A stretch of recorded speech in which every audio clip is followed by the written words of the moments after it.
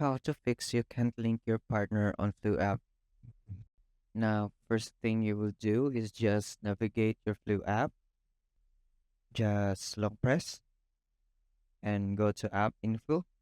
Now, once you are in here, just click storage and just clear cake. Or after that, if it doesn't still work, just clear storage.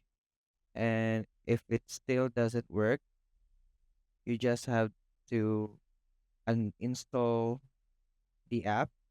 So as you can see, you just have to uninstall this application.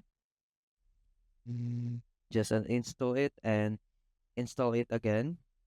Or should I say it's better to, after uninstalling this app, you just have to restart your cell phone.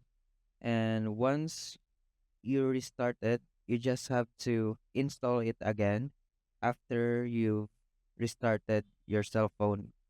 And that's how you fix the error.